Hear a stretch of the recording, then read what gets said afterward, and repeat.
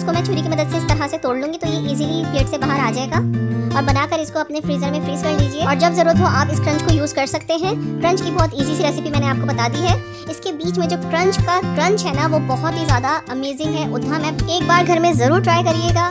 बिस्मिल्लाहिर्रहमानिर्रहीम, अस्सलाम वालेकुम व्यूअर्स, मैं हूँ नूर अपने चैनल चटखारा फ्यूजन्स बाय नूर से। और आज मैं अपने किचन में आप लोग के फरमाइश पे बना रही हूँ बहुत ही मज़ेदार और यूनिक सा एक डेजर्ट। और इस डेजर्ट का नाम है क्रीम चीज़ क्रंच डिलाइट, जो कि बहुत ही मज़ेदार और यमी सा है। तो चलिए फिर रेसिपी को स्टार्ट करते हैं। मेरे चैनल को सब्सक्राइब कीजिए और बेल के आइकन को प्रेस करके ऑल के बटन पर क्लिक कीजिए ताकि आपको मेरी हर आने वाली नई वीडियो सबसे पहले मिल सके। और अगर वीडियोस पसंद आए तो एक लाइक भी कर दीजिए। सबसे पहले हम क्रंच तैयार कर लेंगे। क्रंच तैयार करने के लिए मैंने यहाँ पे 5 से 6 टेबल स्पून के करीब शुगर ले ली है और तकरीबन 2 से 3 टेबल स्पून के करीब मैं यहाँ पे पानी डालूंगी। पानी बस हम इतना डालेंगे कि ये शुगर मेल्ट हो जाए। ज़्यादा पानी हमने नहीं डालना है क्योंकि हमें इसका क्रंच तैयार करना है। बस इसको हल्का सा मिक्सअप कर लेंगे हम। देखिए व्यूअर्स, चीनी मेल्ट होना शुरू हो गई है। हमें इसमें ज़्यादा अब स्पैचुला नहीं चलाना है। मैं यहाँ पे डालूंगी तकरीबन ½ टेबल स्पून के करीब लेमन जूस अगर आपके पास नहीं हो तो आप थोड़ी सी टाटरी भी डाल सकते हैं। इसमें 1-2 पिंच आप जो है टाटरी इसमें डाल दीजिए। इससे क्रिस्टलाइजेशन जो है वो स्टॉप हो जाती है। बस हम इसको मिक्स कर लेंगे और मिक्स करके हम इसको पकने के लिए छोड़ देंगे। स्पैचुला हम ज़्यादा नहीं चलाएंगे। अब एक स्टील की प्लेट लेकर उस पर ऑयलिंग कर देंगे। अब ये देखिए हमारा शुगर सिरप जो है वो हल्का हल्का सा गोल्डन ब्राउन सा होने लगा है। बस इसी तरह से हमने हल्के से मिक्स करना है, ज़्यादा स्पैचुला नहीं चलाना है।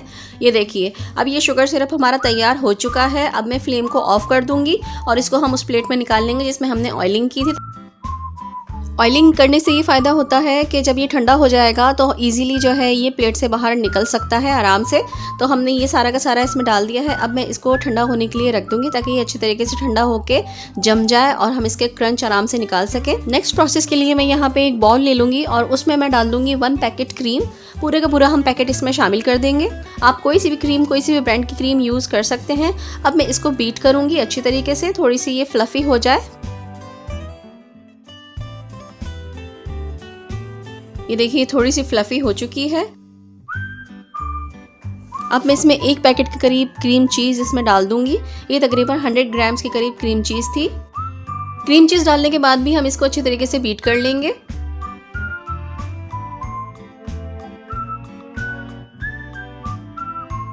बस 1 से 2 मिनट बीट करने के बाद मैं इसमें डाल दूंगी कंडेंस्ड मिल्क। ये पूरा 1 बाउल के करीब कंडेंस्ड मिल्क है। ये मैंने घर में ही बनाया है। इसकी रेसिपी मैं आपको पहले दे चुकी हूँ। बहुत ही ऑथेंटिक और बहुत ही अच्छा कंडेंस्ड मिल्क बनता है। आप उस रेसिपी को ज़रूर देखिएगा अगर आपने कंडेंस्ड मिल्क घर में कभी नहीं बनाया है तो।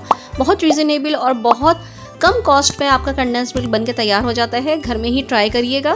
बस कंडेंस्ड मिल्क डालने के बाद मैं इसको थोड़ी देर के लिए और मिक्स करूँगी। तकरीबन 1 से 1.5 मिनट के लिए मैं इसको बीट करूँगी।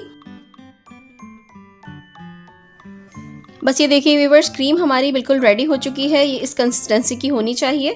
अब मैंने यहाँ पे एक डिश ले ली है, स्क्वायर शेप, रेक्टेंगुलर शेप, जिस शेप में भी आपके पास सर्विंग डिश मौजूद हो आप उसमें इसको ऑर्गेनाइज कर सकते हैं, अरेंज कर सकते हैं।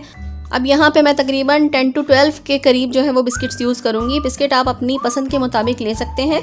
थोड़ा थोड़ा इनको दूध में डिप करने के बाद मैं इसको सर्विंग डिश में इस तरह से सेट करती जाऊँगी। बिस्किट की बेस बनाने के बाद अब मैं यहाँ पे जो बीट हमने की थी ना क्रीम, वो मैं इसके ऊपर थोड़ी सी डाल दूंगी और इसको लेवल कर देंगे हम।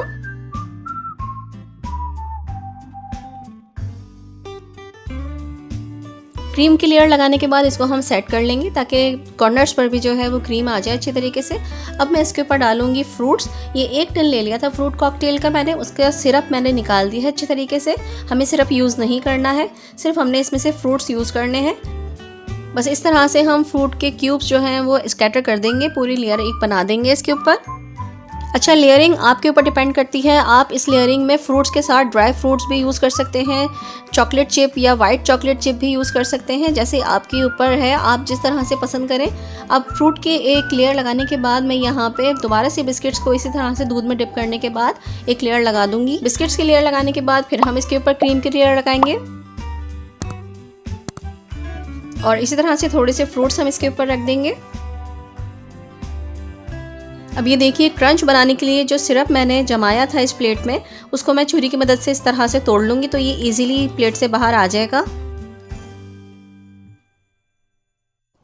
अब मैं इसे मज़ीद बारीक करने के लिए इसको एक शॉपर में डालूँगी और इसको किसी भी भारी चीज़ की मदद से या ग्लास की मदद से इसको आप तोड़ लीजिए इस तरह से।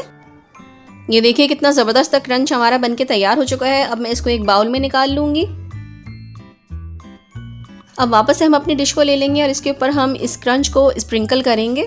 बहुत यमी और बहुत ही डिलीशियस सा ये डेज़र्ट बनके तैयार होता है। आप दूध दुल्हारी लबे शीरें भूल जाएंगे अगर आप ये क्रंच डेज़र्ट बनाएंगे घर में।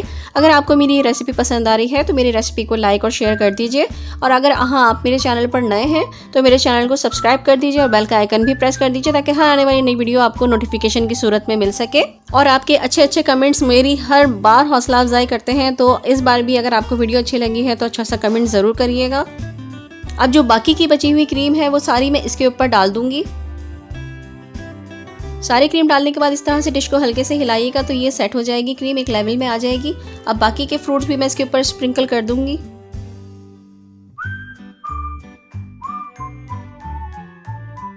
अब इसके ऊपर हम क्रंच स्प्रिंकल कर देंगे। इस फाइनल लेयर पर आप चाहें तो आप ड्राई फ्रूट्स और अपनी मर्जी के कोई भी चीज़ लगा सकते हैं। चॉकलेट चिप लगा लीजिए या वाइट चिप लगा लीजिए इस तरह से, और अच्छा इसका लुक आ जाएगा। लेकिन अगर नहीं भी लगाएं तो ये ऐसे ही बहुत ज़्यादा खूबसूरत लग रही है, और खाने में तो ये डबल खूबसूरत है। आप खाकर ज़रूर देखिएगा इसको।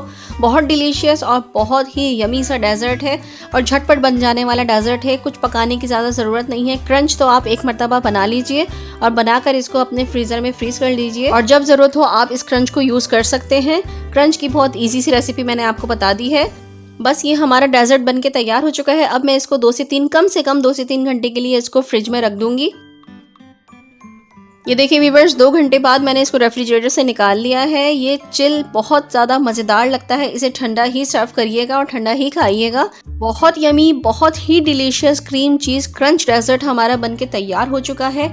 इसके बीच में जो क्रंच है ना, वो बहुत ही ज़्यादा अमेजिंग है, उद्दम है। एक बार घर में ज़रूर ट्राई करिएगा। घर वालों को पसंद ना आए तो फिर बोलिएगा। बहुत ज़्यादा मज़ेदार और अमेजिंग सा ये डेज़र्ट है और बहुत ईजी डेज़र्ट है। बहुत सारे लोगों ने मुझसे फरमाइश की थी, तो आज उनकी फरमाइश मैंने पूरी कर दी है। तो इंशाल्लाह ताला आपको ये डेज़र्ट ज़रूर पसंद आएगा। भी पसंद आई है तो लाइक और शेयर ज़रूर कर दीजिएगा, और अगर आप मेरे चैनल पर नए हैं तो मेरे चैनल को सब्सक्राइब करके बेल का आइकन प्रेस कर दीजिए ताकि हर आने वाली नई वीडियो आपको नोटिफिकेशन की सूरत में मिल सके। चलिए तो फिर नूर को इजाज़त दीजिएगा। आऊँगी फिर अच्छी सी किसी यूनिक सी रेसिपी को लेकर। जब तक के लिए अल्लाह हाफिज़, अल्लाह निगहबान।